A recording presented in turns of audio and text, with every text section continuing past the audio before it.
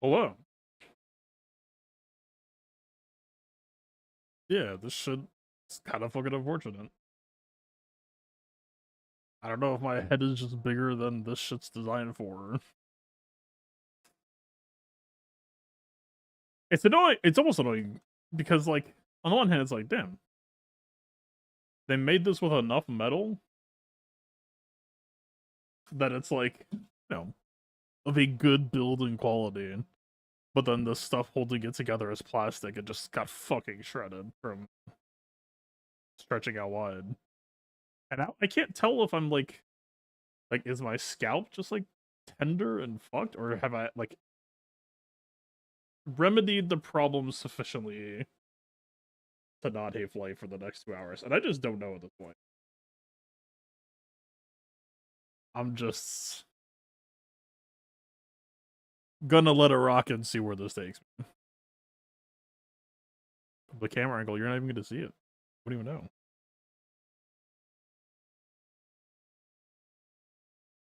All right, we have our second Bad Batch member early. I mean, we knew it was gonna be Batcher, but EA app early access. What does it even? I don't know if that actually means anything or what that means. We don't know what their class tag is. Do we? So there's a summon, filled the role as he was worthy being a standalone. Audio from the show. Be thankful we didn't use the original animation we pitched for Batcher marking an enemy. Oh, because marking, because got it. Depot specialists use their advantage. Utilize your abilities with captive for best results. Prioritize high speed to ensure Batcher acts frequently and gains the advantage of speed from crushing assault. Hmm.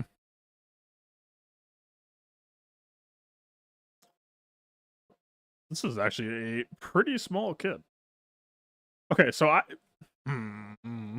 wonder. When I read Fugitive Omega, I was like, okay, there's so much power budget in here. I get the strong feeling that they're going to be taking power budget from some of the other characters. So we'll see if that's true. We have one unique, very short. Can't be evaded, ignores stealth and taunt during her turn. I mean, those are pretty good things. Worked out doesn't matter if the words are just good. While another Bad Batch ally is inflicted with captive, Batcher has 50% offense, 50 speed. And piercing Hell's cooldown is reduced by 1. Batcher assists herself whenever she uses a special ability on her turn. Okay, so the thing to know with Fugitive Omega, with every new kit that we get, there is a massive question about whether a character is going to have AoEs or not, is going to have assists or not. Okay, so she assists herself, but that doesn't, that's just one extra hit on their turn. Because any AoE that you have, A, potentially sets up other AoEs, but B, when you use an AoE, you will reset your stacks of uh, uh I forget what the buff is called. The OG Omega buff. Not pinning fire, training fire.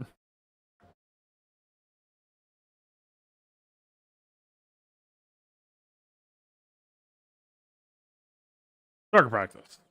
Right. Um so yeah, I mean the single assist is fine. We'll see what it does.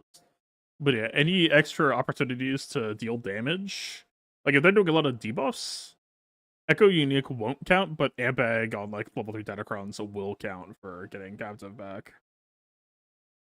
Let's see. Omicron, first spike, cooldown of 3. Deal physical damage to target enemy and inflict pinned for 2 turns, resistible, and 2 stacks of bleed until the end of the encounter, which can't be dispelled. So is the bleed also resistible? Bleed is the debuff from the Nexu. This is cool flavor to see. The thing that I'll point out here is that a lot of Nexu's bleed generation was from the unique.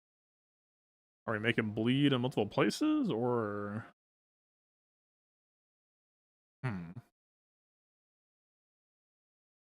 So, immediately, I guess we're talking a couple things here. We're looking for healing immunity coming from any of the new batch members. And if that doesn't happen, then we have to start asking questions about, like, does this team want to flex and echo to try to combo with this? Because healing is a lot more prevalent nowadays than it was back then.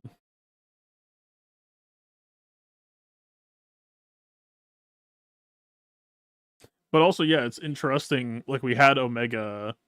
Her lead is basically reverse bleed, where the team just heals 5% health and protection every turn. And then here we also have per turn ticking bleed.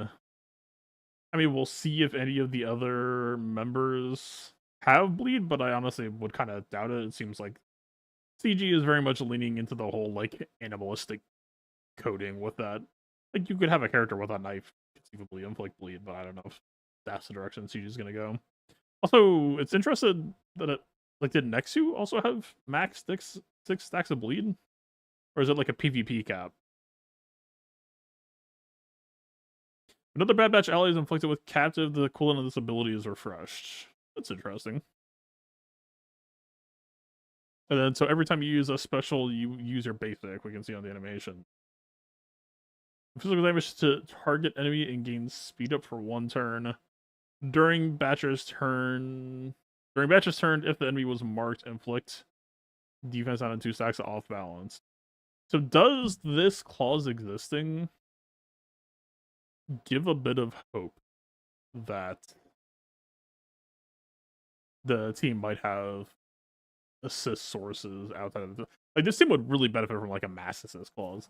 If they're not going to have that many AoEs, then yeah, lean in on like a Mon Mothma type or like Geonosian type direction where maybe you're mass assisting and gaining target practice that way.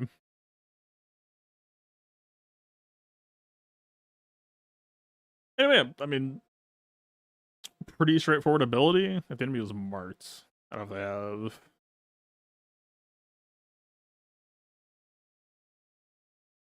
It's a bit unfortunate how much of this is resistible so far, but I mean, bleed is pretty potent. Let's see. Piercing Howl, cooldown of 2. All Bad Batch allies gain 30% offense for 2 turns, dispel all buffs, and inflict. Marked on the... All Bad Batch allies dispel buffs? Oh, this is just like a... All Bad Batch allies gain 30% offense for 2 turns, dispel all buffs, and inflict marked on the target enemy for 2 turns, which can't be resisted. Unresistible, but it is dispellable, so we're not talking like a, JKR. Not quite on that level of permanence, so you're really kind of incentivized to have quick follow for the mark once you make it. But the weird thing is, even if you try to like tee up this team for like a tight turn order, if they're the only one with speed up, this could kind of ruin your sequence over time.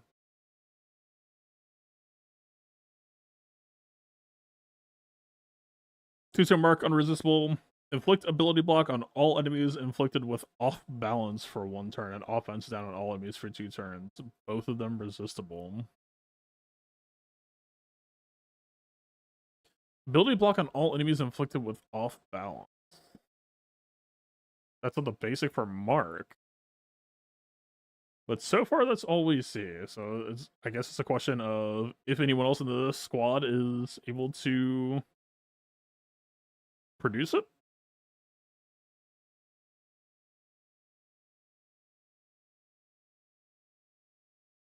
Someone has captive.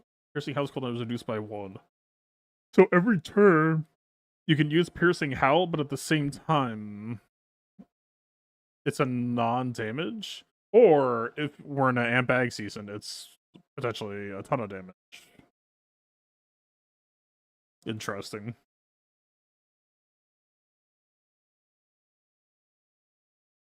But the weird thing is, but see, I don't know. The bleed would give you credit for captive generation because it has to be you dealing damage on turn, and the bleed would just passively tick. I don't think anyone would get credit. It's probably just self damage.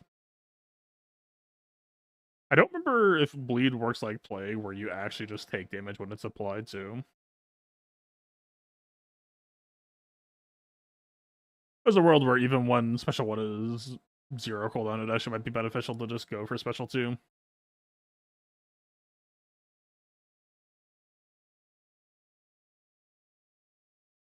I don't know. This is a very straightforward kit.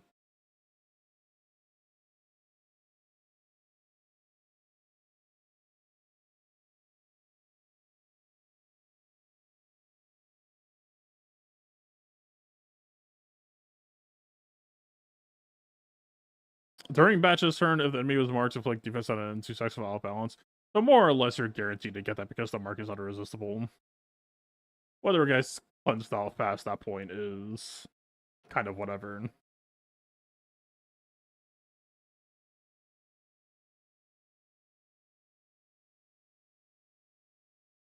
Man, I wonder. This kit doesn't really answer questions that I have yet. It basically just says that apparently, like, bleed is a tool that they've been worried about. Or not worried about, but interested in. I mean, CG must realize that bleed plus heal immunity would be like a combo people are interested in. The only tricky thing is, oh man, we're gonna get into some weird order operation shit. Like you obviously think of plague plus heal immunity, but plague specifically stops dispelling. So actually, we are suddenly landing in the territory of like knowing what abilities do dispel before heal.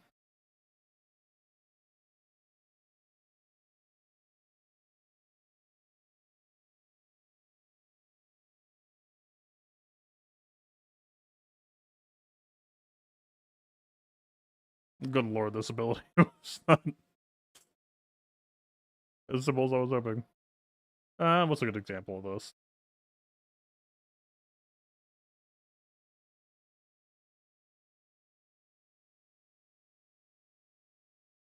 What's a cleanse plus?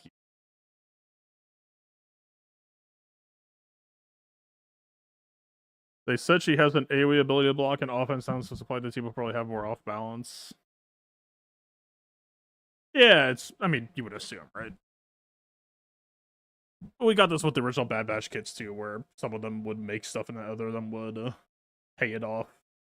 We got Tuck before we saw Echo, that sort of thing. The only difference is in that case, we got Echo literally last, so it was just like, okay, well, the fuck is this squad? Who did? None of this makes sense or lines up for anything else. But yeah, so for any character that has a heal plus a cleanse, the order of operations will be pretty vital to knowing whether or not it's an effective solution to bleed. If I remember correctly from TB, I don't think lifesteal counts. Barris, unique might, or stuff like that, like Cal.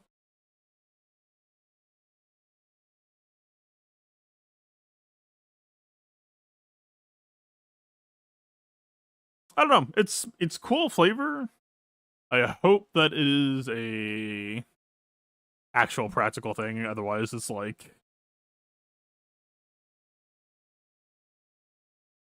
I feel like there's no in between with this mechanic. Either it's going to be super useful or it's going to do like practically nothing.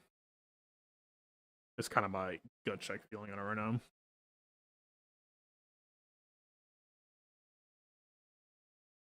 Oh, so yeah, damn. Big questions for what this character's base speed and base potency are because I don't know that we have any outside potency sources, right? Omega's base potency is 13%, but she doesn't, care about her. But I don't think she's really providing it to anybody else either.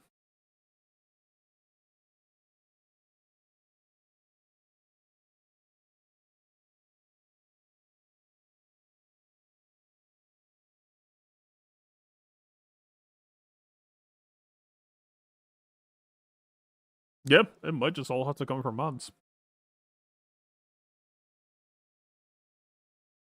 That, like, as we're going into the next 4, I guess 3 now kit reveals, the thing that concerns me slightly, if I'm trying to read the tea leaves here, it feels like CG is trying to build a team where loss is expected. And so when we see stuff like, we don't see percent health resistance, we just see like a slight enemy penalty for exposing you. I'm kind of like, you know, they're tucking in bonuses for like, okay, when someone's captive, this has less cooldown, or Mega Basic does more. But on some level, it feels almost like a bad omen if a squad is like planning to lose, right? Like how effectively, like if you make it too easy for one character to get into captive, then the moment that they, like, even if they get rescued quickly, what's stopping them from going down a second time just as easily? Is kind of my question.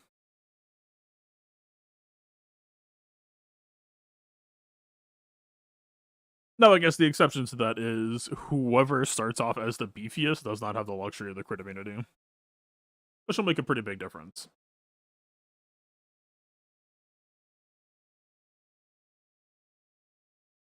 Is there anything else I'm not thinking of here? Again, it's a pretty low word count.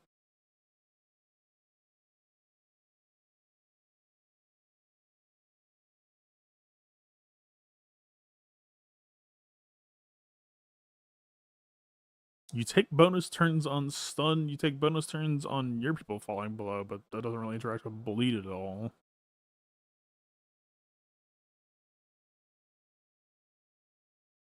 Oh, I guess one other thing worth shouting out is when it says dispel all buffs, major questions for whether or not this is unavailable.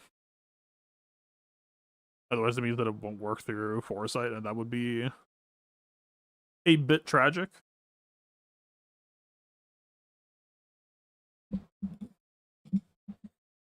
Garspet.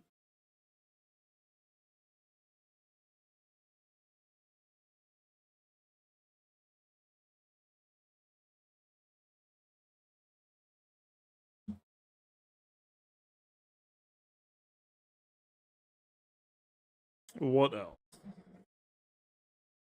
I'll bet my shot has gained 30% offense for 2 turns. Will maybe be like an important setup button for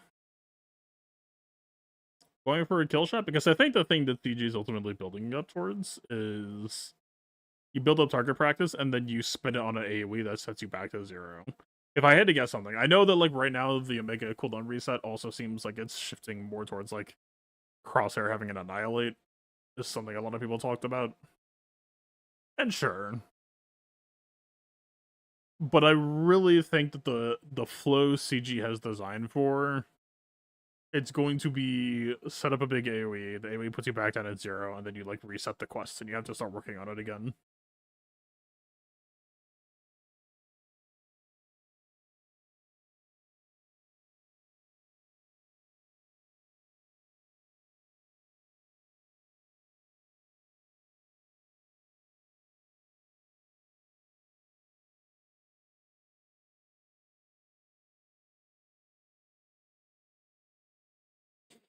I'm not sure what to think about bleeding.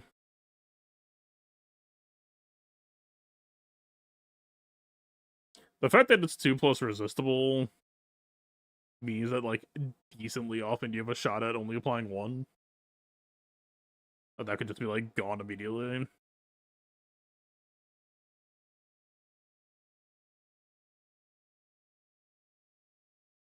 I don't know. I mean, honestly, this character might just be like very TW centric.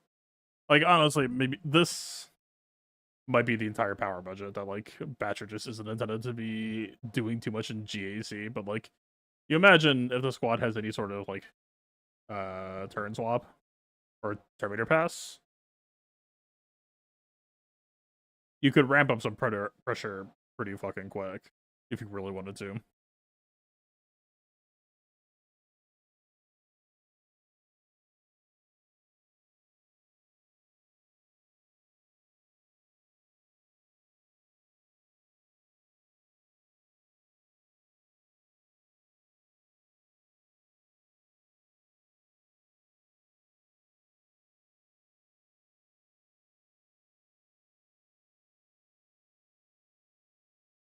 Man, that's crazy.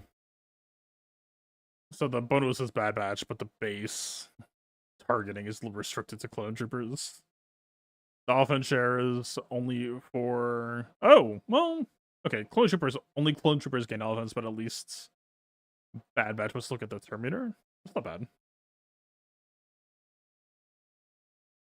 Whenever clone trooper ally gains or loses a buff from a Bad Batch ally's ability, that would only really benefit him. Whenever Bad Batch ally inflicts a debuff, that enemy loses 8% protection.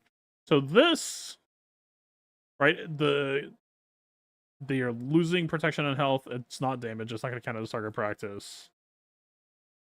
But it would not feel bad for Batcher.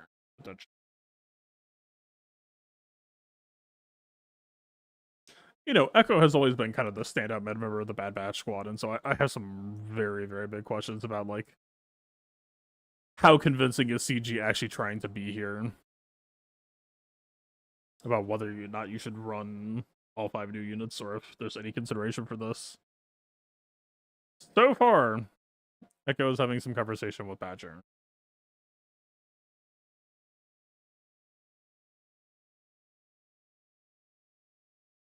Interesting. Alright, not to be lame, but my headset MacGyver has kind of fucking failed. Whenever you use Echo Second Special, you lose all target practice. Why? What's making you say that? I don't think that's true.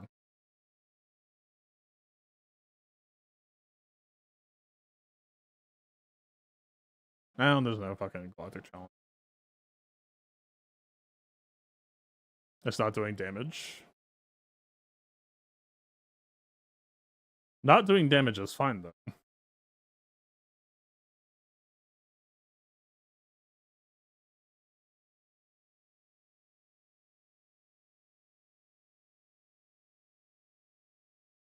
I know it doesn't sound like it from reading the kit, but the system actually accepts you not dealing damage as being fine. It just doesn't remove the target practice.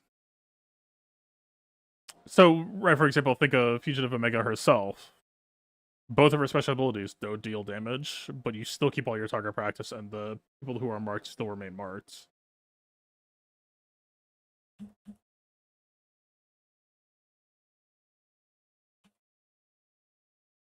So we'll have one after this.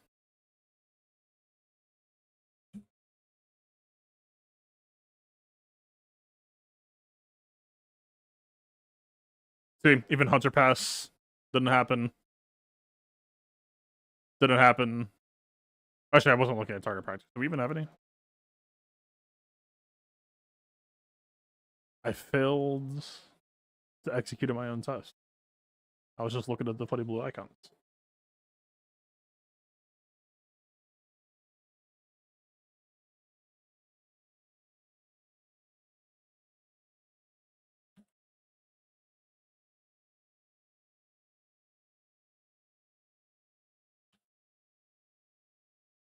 Okay. We for sure have a stack. Yeah, we still have a stack. ATSD still stays marked. Yeah. So yeah, when I'm trying to talk about like new kits and the thing to keep in mind, like in a weird way, Batcher's kit design can actually be counterproductive. I'm not trying to get too far ahead of myself here, but like, if this is like a Zeta, there might be a world where you are incentivized to not apply this. At least until we see more kits. I'm assuming that like most of us probably aren't going to be using the character in any like current context anyway. But straight up, right? For the things that I just showed you, right? Like, imagine if I used an AoE here. Well, the sides are. Imagine if the sides are still alive. I can Wrecker Flex here, and nothing happens. But if the sides were alive and they were all marked, man, this is such a bad visual aid. Can I just like do this without people dying? Does the first team that ignores stealth? No, Bad Batch with his whistling birds does. There might have been one more.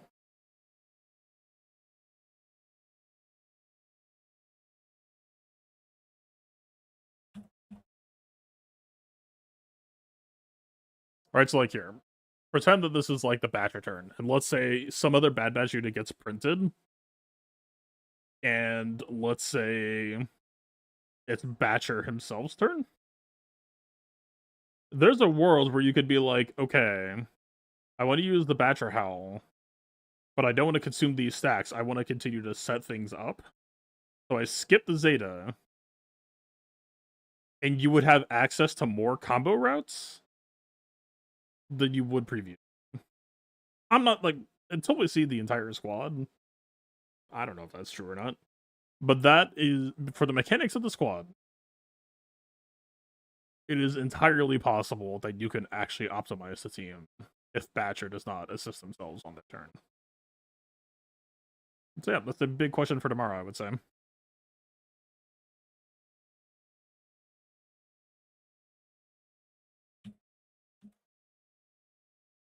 And to the same degree, right, like, you know, for all we know, other members of the squad are going to be able to, like, assist. If that's true, then nothing I said matters, right? You would rather just have Batcher assist themselves.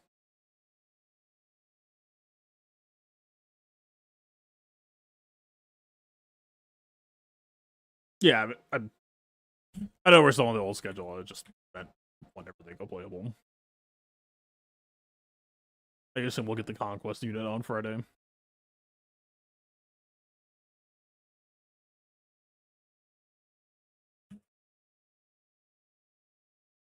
Anyway.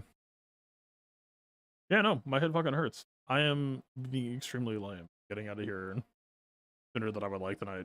So I do want to do some rivals, but fuck me, man. This is not ideal.